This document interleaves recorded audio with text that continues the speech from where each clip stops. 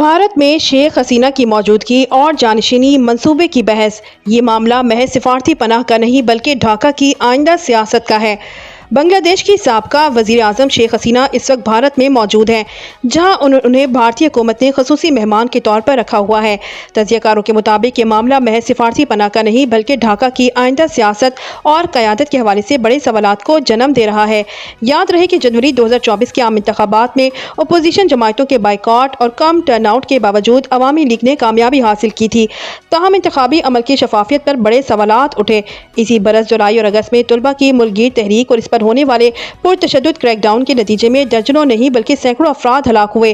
حالات اس قدر بگڑے کہ 5 اگست کو شیخ حسینہ ملک چھوڑ کر بھارت چلی گئیں، جبکہ نوبل انعام یافتہ ماہر معاشیات ڈاکٹر محمد یونس نے عبوری حکومت کے چیف ایڈوائزر کا عہدہ سنبھالا۔ بنگلہ دیشی حکومت کی جانب سے حال ہی میں نئی دہلی کو شیخ حسینہ کی حوالگی کی باضابطہ درخواست دی گئی ہے، تاہم بھارتی حکام کی طرف سے تاحال کوئی جواب سامنے نہیں آیا۔ اسی پس منظر میں ڈھاکہ اور دہلی کے سیاسی حلقوں میں یہ سوال گونج رہا ہے کہ شیخ حسینہ اپنی جماعت اور سیاسی وراثت کے لیے کس کو جانشین بنانے پر غور کر رہی ہیں۔ بعض رپورٹس کے مطابق ان کے صاحبزادے سجیو واجد جوئے، جو طویل عرصے سے انفارمیشن ٹیکنالوجی اور ڈیجیٹل پالیسی کے شعبے میں سرگرم ہیں، پارٹی کا مستقبل سنبھال سکتے ہیں۔ جون 2025 میں ان کی بھارت میں والدہ سے ملاقات کو اسی سلسلے کی کڑی قرار دیا جا رہا ہے۔ دوسری طرف شیخ حسینہ کی بیٹی سائمہ واجد پتل کا نام بھی لیا جا رہا ہے۔ وہ عالمی ادارہ صحت میں جنوبی ایشیائی ریجن کی ڈائریکٹر رہ چکی ہیں، تاہم حالیہ مہینوں میں ان کے خلاف بدعنوانی کے الزامات اور تحقیقات کی خبریں ان کی سیاسی ساکھ کے لیے چیلنج ثابت ہو سکتی ہیں۔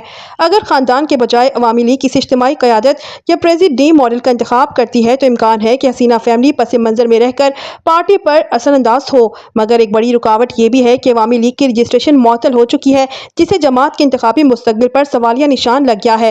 سیاسی مبصرین کے مطابق نئی دہلی کے لیے یہ معاملہ ایک بڑی سفارتی آزمائش ہے۔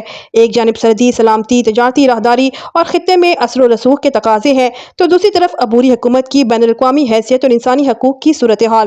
آنے والے مہینوں میں یہ دیکھنا ہوگا کہ کیا شیخ حسینہ اپنے خاندان کے کس فرد کو جانشین نامزد کرتی ہیں یا عوامی لیگ ایک نئے ماڈل کے تحت سیاست میں واپسی کی کوشش کرے گی۔ کسی بھی فیصلے کے خطے کی سیاست پر گہرے اثرات مرتب ہونے کا امکان ہے۔